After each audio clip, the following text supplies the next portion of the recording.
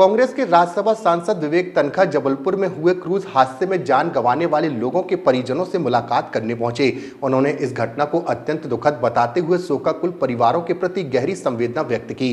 तनखा ने हादसे में परिजनों को खोने वाले लोगों से मुलाकात कर उन्हें सहारा दिया और ढांढस बंधाया। उन्होंने हादसे के लिए आपदा प्रबंधन में बड़ी लापरवाही और चूक को जिम्मेदार ठहराया है। उन्होंने सवाल उठाए कि खराब मौसम के बावजूद क्रूज को ले जाने की अनुमति कैसे दी गई। विवेक तनखा ने मामले में जवाबदेही तय करने और दोषियों के खिलाफ सख्त कार्रवाई करने की मांग की है ताकि भविष्य में ऐसी घटना ना हो।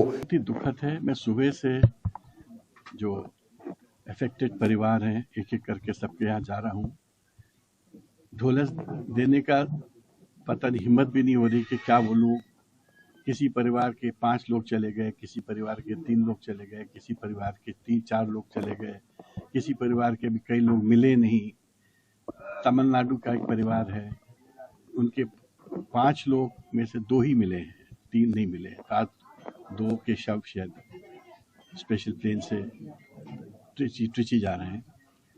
बहुत ही हृदय निवारक है।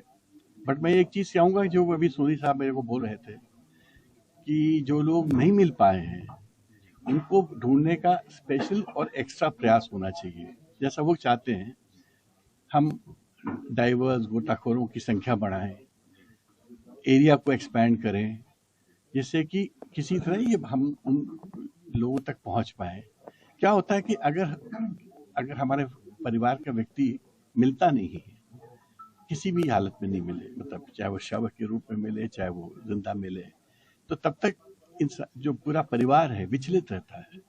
उसको लगता है कि हम क्या करें, हेल्पलेस।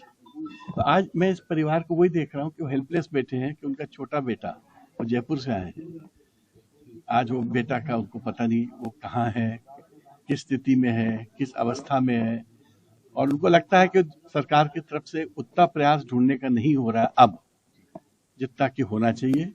तो मैं मध्य प्रदेश शासन से, मुख्यमंत्री जी से, जबलपुर के प्रशासन से विनम्र अपील करता हूं कि संख्या डाइवर्स की और गोताखोरों की बढ़ाइए, जिससे जल्द से जल्द जो लोग अभी तक नहीं मिल पाए हैं उनको ढूंढें, निकालें और उनको अपनी फैमिलीज को हैंड ओवर करें। नहीं तो ये फैमिलीज इसी दुख में यहाँ बैठी रहेंगी। दिनों निकल जाते हैं, कई दफे महीनों निकल जाते हैं। मैं नहीं चाहता कि वो स्थिति बने। ये एरिया छोटा है, ये एरिया बहुत बड़ा नहीं है, ये कोई समुद्र नहीं है, एक डैम है। और अगर ये चाहेंगे, अगर शासन चाहेगा तो ये चीज हो सकती है। सर, इस पूरे इंसिडेंट में आपको क्या लगता है, कहाँ खामियां रह गई थी, कहाँ कमी रह गई थी जिसकी वजह से ये इंसिडेंट आज जो हुआ है? ये पूरी कंप्लीट नेग्लिजेंस का इंसिडेंट है। कोई जो सेफ्टी प्लानिंग है नहीं है, जीरो है। नहीं जीरो है। आप विश्व में कहीं भी जाइए, अगर आपको इस तरह से एडवेंचर स्पोर्ट वगैरह में ले जाते हैं तो सबसे पहले वो बोलते हैं कि वो वेदर देखते हैं। अगर वेदर खराब है तो आपको नहीं ले जाते। हमको रोका गया, हम परिवार के साथ गए थे थाईलैंड वगैरह में, और जब उन्होंने देखा कि वेदर खराब है, उन्होंने कहा नहीं अभी आप लोगों को नहीं जाने दिया जाएगा, जब वेदर ठीक होगा तब आप जाएंगे। ये मापदंड बड़े स्ट्रिक्ट होते हैं। फिर वहां पर डाइवर्स होते हैं, वहां पर वार्डन्स होते हैं, वहां ट्यूब्स होते हैं, वहां लाइफ जैकेट लेके लोग रहते हैं, और सबसे बड़ी चीज स्पीड बोट्स होती है।